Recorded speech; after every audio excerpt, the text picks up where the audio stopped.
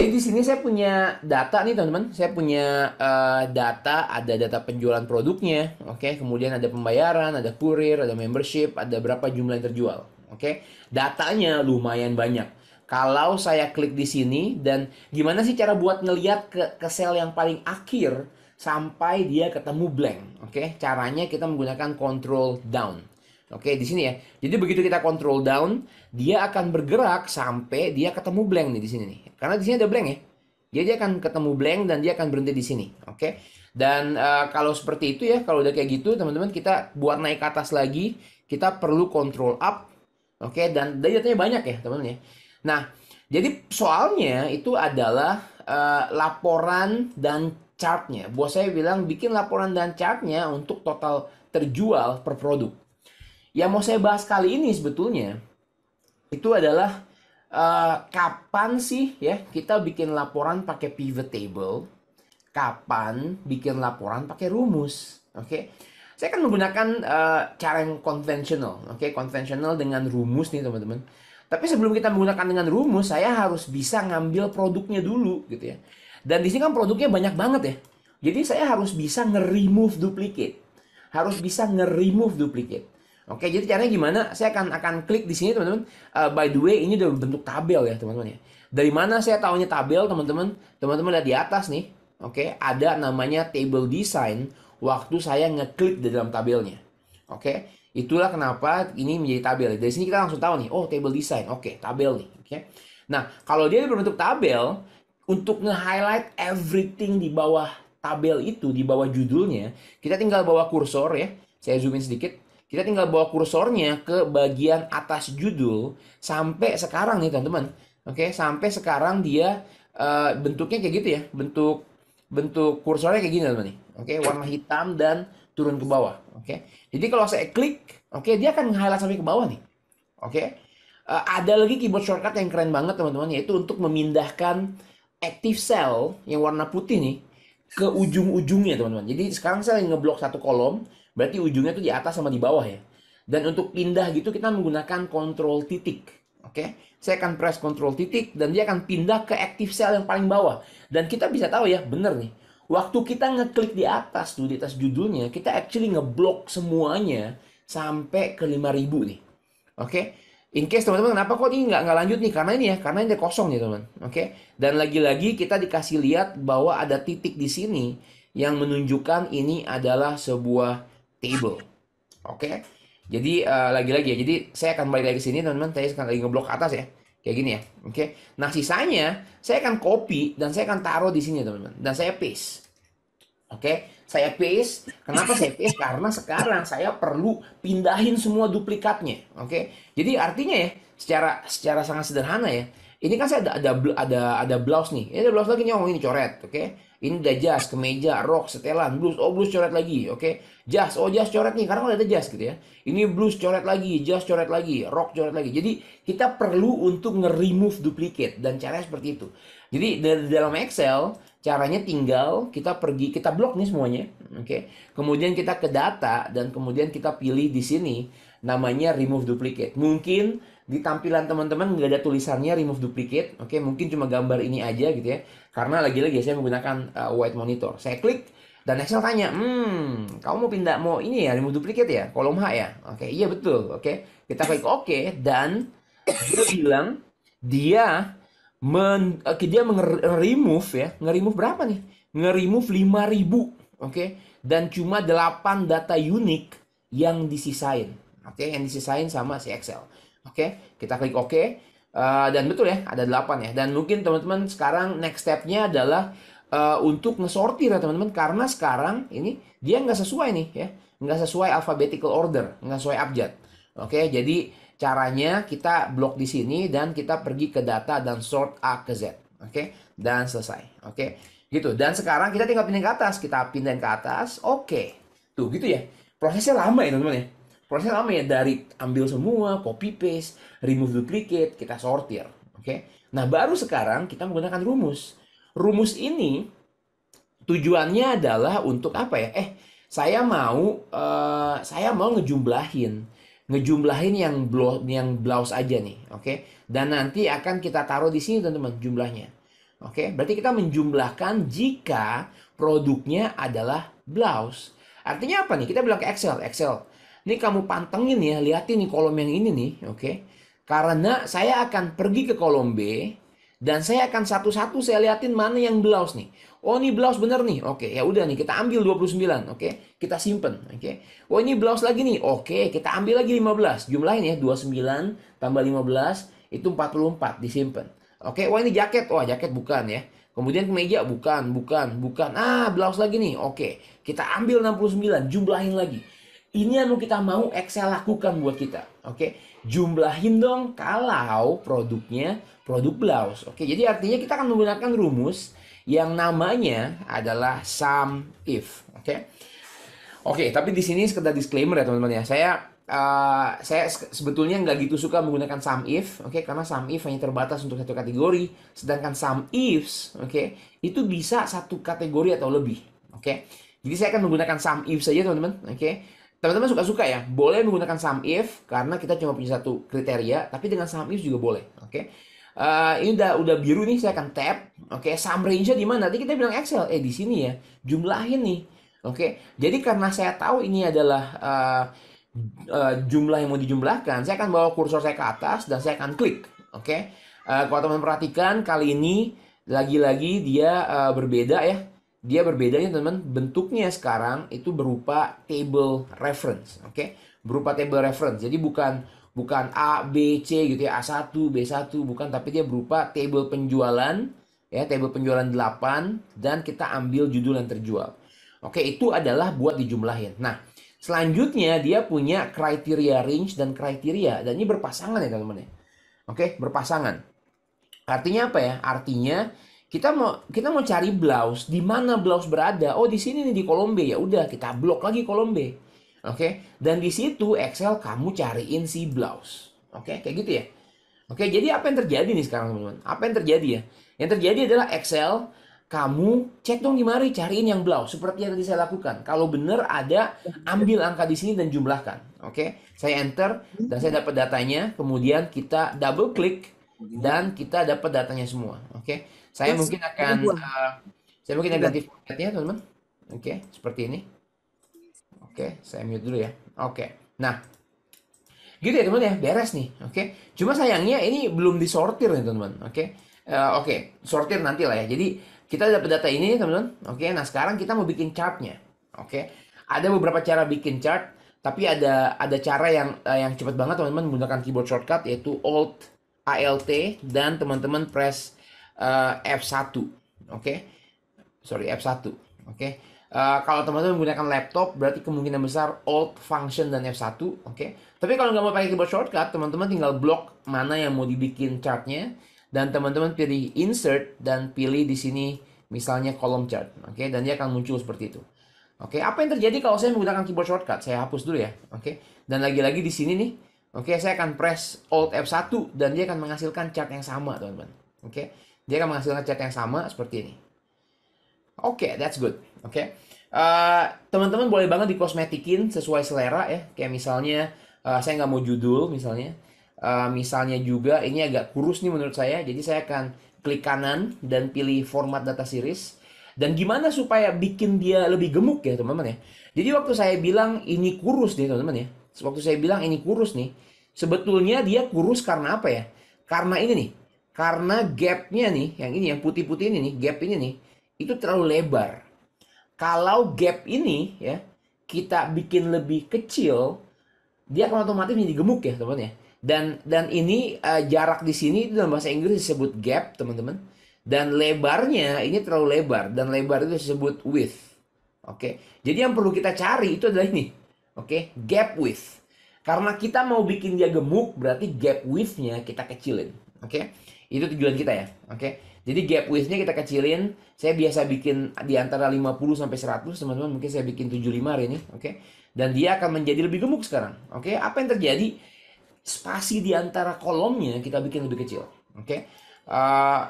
Mungkin grid line-nya kita hapus juga gitu ya. Kalau teman-teman lihat di sini ada outline juga. Saya nggak suka outline, jadi kita pergi ke format dan shape outline-nya akan kita pilih no outline, oke. Looking good, oke. Jadi Ini adalah chart ya yang berasal dari tabel yang kita bikin. Itu cara pertama, teman-teman. Oke. Cara kedua, banyak orang yang akan memilih cara pivot table. Oke. Karena apa? Tadi bos bilang ya, bos. Bos bilang pivot table itu ya, PT itu sangat cocok kalau kita melakukan conditional ya, calculation. Artinya sebuah calculation yang punya kondisi. Dan exactly ini ya.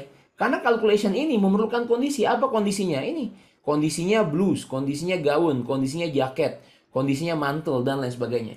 Oke, jadi untuk kasus ini sebetulnya paling enak tuh pakai pivot table, teman-teman. Oke, dan kita coba ya. Gimana cara bikin pivot table ya? Kita klik di mana aja step pertama, teman-teman. Dan step kedua kita pilih insert dan pilih pivot table. Oke. Dan dia akan muncul tabel seperti ini. Udah betul nih range table yang ini. Kita mau bikin di existing worksheet aja ya. Kita mau bikin di sini pivot table-nya nih. Oke, nggak di mana-mana. Oke. Saya akan klik OK. Oke, zoom out. Apa yang terjadi sekarang? Oke. Yang terjadi adalah nomor 1. Kita punya special ribbon di atas. Namanya pivot table analyze. Oke. Kemudian kita punya kotak di sini nih yang dialokasiin sama Excel buat kita bikin pivot table. Dan kita punya kotak di sini di kanan, oke, yang disebut pivot table field. Dan ini adalah kuncinya, teman-teman, oke. Karena step ketiga kita tinggal ngedrag ke 4 kotak ini antara ke filter, ke column, ya, ke rows atau ke values, oke. Gitu ya. Jadi kalau kita mau bikin chart seperti ini, teman-teman, oke. Kalau saya gambar seperti ini ya, saya bikin gambar seperti ini, oke. Yang di sebelah kiri ini nih, oke, yang di sebelah kiri ini itu adalah rows. Oke, wah ini terlalu banyak gambarnya ya. Sedangkan calculation ini adalah values. Oke, saya hilangkan semua. Jadi caranya adalah kita tinggal ambil produk nih. Oke, saya klik produk dan saya drag ke bawah, teman-teman.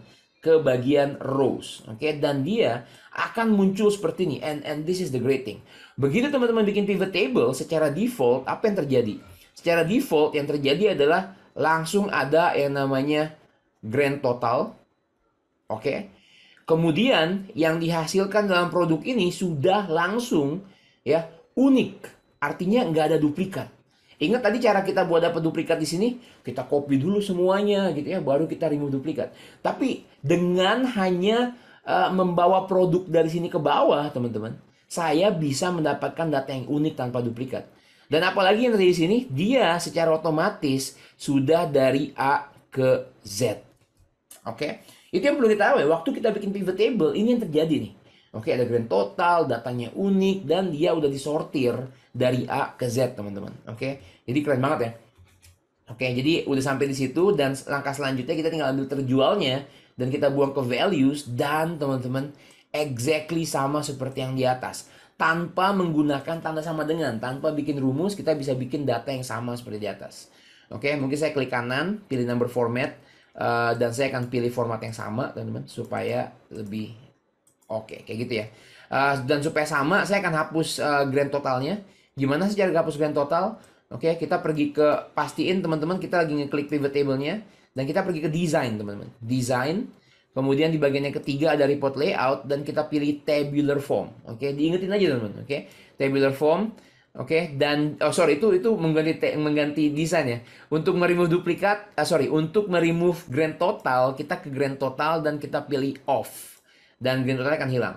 Oke. Dan sisanya, kita tinggal antara Alt F1 ya. Oke, atau teman-teman bisa pergi ke pivot table analyze dan di sini ada yang namanya pivot chart. Oke, saya klik. Oke, dan dia akan tanya mau kayak gimana nih? Oke, saya mau bikinnya sama kayak di atas. Oke. Kayak gini. Oke, that's very nice. Oke, jadi caranya sama dan teman-teman boleh banget kosmetik ya. Tapi ada trik yang lumayan handy nih. Saya coba ya, berhasil guys. Jadi kalau teman-teman punya chart yang udah punya format seperti ini dan kita mau copy formatnya, teman-teman klik di garisnya, oke, kemudian klik kanan dan pilih copy ya.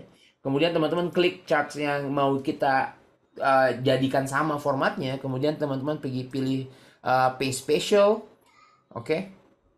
Sebentar, pilih paste special. Oke, sepertinya dia nggak bisa kalau ini ya pivot chart ya teman-teman ya. Oke, nggak apa-apa. Jadi kalau nggak bisa, kita edit sendiri. Oke, yang ini sama, kita klik kanan, kita pilih format data series, Dan gap width-nya kita bikin 75, sama seperti di atas. Totalnya kita hapus, grid lines-nya kita hapus, kemudian outline-nya ini kita hapus juga. Oke, kita pilih shape outline. Apa yang membedakan chart di atas dan chart di bawah, teman-teman?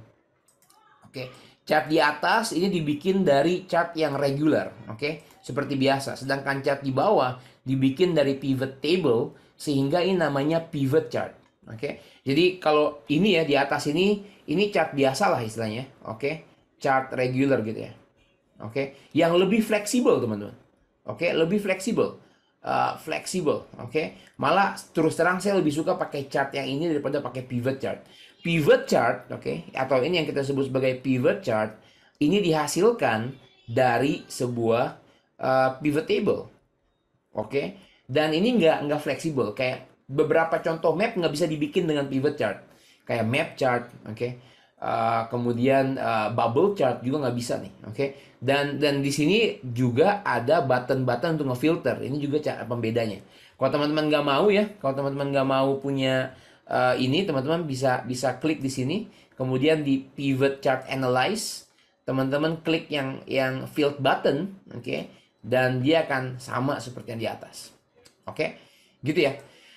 Oke, jadi ini adalah dua cara untuk bikin laporan, oke. Jadi kalau teman-teman tadi ingat di journey belajar Excel, di atas tuh ya ada bagian rumus, di bawahnya ada pivot table. Jadi kita boleh suka-suka mana yang nyaman ya, mana yang nyaman buat bikin laporan dan pivot table. Tapi pertanyaan saya bukan di situ ya. Pertanyaan saya adalah mana yang lebih bagus untuk situasi apaan gitu, oke. Kapan saya harus pakai pivot table, kapan saya harus pakai chart, oke. Kapan saya harus pakai pivot table, kapan saya harus pakai rumus, oke. Kalau teman-teman perhatikan, oke, apa yang terjadi ya teman-teman, oke. Jika datanya teman-teman di sini, oke, itu nggak perlu diupdate lagi, oke. Kalau data teman-teman nggak perlu diupdate lagi dengan data baru, saya saranin teman-teman menggunakan rumus. Karena apa? Karena rumus ini sangat cepat dan dia sangat dapat merubah data dengan cepat ya. Oke, misalnya teman-teman ini data yang udah pas ya, nggak ada lagi data produk baru. Oke, mungkin tiap bulan yang berubah cuma di penjualan sini. Oke, saya akan buat blouse ini nih. Secara obvious saya ganti angkanya menjadi 5.000 teman-teman. Oke, menjadi 5.000. Oke, jangan 5.000 ya. 500 deh. Oke, saya enter ya. Oke, lihat apa yang terjadi ya. Ini berubah teman-teman. Oke, yang di sini ini berubah nih menjadi 19.939. Oke, sedangkan di sini dia masih nggak berubah. Karena kenapa? Karena pivot table nggak bekerja secara live. Pivot table bekerja secara cache ya, secara memori. Jadi kita harus selalu klik kanan dan bilang ke Excel, Excel, bangun, lihat tuh, lihat ada data yang terbaru tuh. Oke, kita refresh, oke, dan supaya dia sekarang menghasilkan data yang sama. Oke, gitu ya teman-teman ya. Jadi bedanya kalau ada data yang baru ya, formula akan selalu terupdate secara otomatis. Dengan pivot table kita perlu nge-refresh, oke. Banyak orang yang nggak suka dengan pivot table karena itu. Aduh, harus nge-refresh nih, pusing gitu ya, oke. Tapi ada kalanya pivot table itu sangat powerful. Contoh, kalau datanya teman-teman ya, saya akan pergi ke bawah nih teman-teman. Oke, saya akan pergi ke bawah. Dan kalau data teman-teman itu selalu diupdate dengan data baru ya, termasuk produk yang baru, oke. Produk dasi ini nggak ada di atas, oke. Dasi ini baru dan nggak ada di atas, oke. Ya teman-teman mungkin udah kebayang, kalau begitu si rumus gimana tuh? Kan tadi kita remove duplicate, si rumus nggak bisa ngambil dasi, ya kan? Oke, kita coba ya. Jadi caranya gimana teman-teman? Saya akan ngeblok ini ya, dan saya akan drag aja dan taruh exactly di bawah table. Kemudian saya lepas, dan apa yang terjadi di sini teman-teman? Apa yang terjadi? Tiba-tiba titiknya turun nih. Dari atas ini, dia turun ke bawah. Menunjukkan bahwa tabelnya itu expanding. Oke, semakin besar. Oke, itulah kegunaannya kenapa kita harus menggunakan table sebagai database. Oke, jadi dia akan otomatis nambah ya. Nah, sekarang apa yang terjadi di atas? Kita lihat ya. Saya akan ke atas dengan control up dan ngelihat datanya. Nggak ada yang berbeda teman-teman. Kenapa? Karena pivot table pasti nggak beda. Karena pivot table harus diklik kanan, kemudian di refresh, dan boom, tiba-tiba dia punya dasi. Oke, tiba-tiba dia punya dasi. Di rumus gimana dong? Di rumus kita bisa nge-refresh ya, dan dasi nggak ada di sini. Oke, Inilah kelemahannya menggunakan rumus kalau database kita itu selalu berkembang, bertambah dengan data yang baru. Karena kita harus mengulang lagi. Kita ambil lagi semua produknya, kita copy, kita remove duplikat, dan bla bla bla gitu ya. Atau kalau teman-teman mau tulis ya tulislah di sini. Tapi hindari manual kayak gitu ya teman-teman ya. Karena bisa banget jadi kesalahan tulisan gitu ya. Jadi teman-teman mungkin saya copy sini ya teman-teman. Copy gitu ya. Saya copy ke sini ke bawah. Dan rumusnya harus dipanjangin teman-teman, harus di copy ke bawah, baru dia dapat 27.400. Oke, itu pun ya, itu pun di sini di chartnya nggak akan otomatis. Kenapa? Karena datanya nggak masuk. Oke, jadi kita harus chartnya. Sedangkan di sini teman-teman, di bagian pivot table data dasi itu udah ada. Oke, you see the difference ya. Ini perbedaannya. Jadi kalau kita pakai rumus, kan kita klik datanya, saya harus panjangin lagi nih, panjangin ke bawah. Ini juga panjangin ke bawah dan baru enter, baru deh muncul dia dasi di sini. Oke, gitu ya teman ya. Jadi nggak selamanya rumus itu keren banget. Rumus memang menantang dan kadang kalau kita udah selesai bikin rumus, ada rasa puasnya tuh. Oke, cuma ada kalanya database kita nggak di setup dengan fleksibel buat rumus-rumus ini bekerja gitu ya. Jadi lebih mudah menggunakan pivot table. Oke, gitu ya teman-teman ya. Sekarang saya mau naik level lagi nih. Saya mau naik kelas lagi. Oke, Excel mengerti bahwa ada problem di rumus ini teman-teman. Oke, bahwa kalau ada data baru ya, dia enggak fleksibel, atau bahasa Excel tuh dia enggak dynamic teman-teman. Oke, dia enggak dinamis. Artinya kalau ada yang berubah, dia nggak ikutan berubah. Oke, ini problem yang diidentifikasi sama Excel. Dan oleh sebab itu di versi 365 ya, Excel 365 ini ada perombakan besar-besaran di algoritma Excel. Dan mereka mengenalkan sesuatu yang kalau menurut saya ini game changer teman-teman. Ini yang merubah cara kita bekerja di Excel. Oke, dan Excel memperkenalkan a set of formula ya, sekumpulan rumus yang bisa bekerja sebagai dynamic array formula. Oke, array formula. Oke, formula ini rumus teman-teman, rumus yang bisa kita isi dalam satu sel, tapi dia akan menghasilkan array teman-teman. Jadi hasilnya banyak nih, bisa ke bawah, bisa ke kanan. Oke, jadi satu rumus bukan buat satu sel, satu rumus buat banyak sel. Oke, ini yang disebut array dan ini dinamik. Oke, jadi dia akan dinamis. Oke, jadi buat teman-teman yang udah sering pakai, congratulations, karena itu akan memudahkan pekerjaan kita. Buat teman-teman yang baru tahu apaan dynamic array formula, kita coba ya. Jadi saya akan hapus ini semua teman-teman. Oke, saya akan ulang dan saya akan menggunakan rumus ya. Saya akan menggunakan rumus yang menggunakan dynamic array formula. Contoh, oke. Kalau tadi kita menggunakan remove duplicate untuk mendapatkan data yang unik dengan Excel 365, ini buat teman-teman yang punya 365 diperhatikan. Buat teman-teman yang nggak punya 365 nggak apa-apa ya, anggap aja belajar, oke. Ada rumus yang bisa mengambil data yang unik, oke, dan namanya adalah unique, oke, unique. Kalau teman-teman lihat ini unique, dan kita tinggal pilih array-nya, dan ini udah menjadi table, jadi enak banget, tinggal klik di atas gitu ya. Dan tip dalam Excel, kalau kita cuma punya satu fungsi di depan, kita tinggal enter, nggak perlu kurung tutup ya teman-teman ya. Tinggal enter dan dia akan langsung menghasilkan boom, blues, jas, kemeja, and bla bla bla. Keren banget teman-teman, keren banget. Oke, bahkan ya teman-teman ya, kita bisa ngesortir secara dynamic. Jadi di depan rumus unique saya akan tambahkan rumus sort. Oke, sort dari kata sortir ya.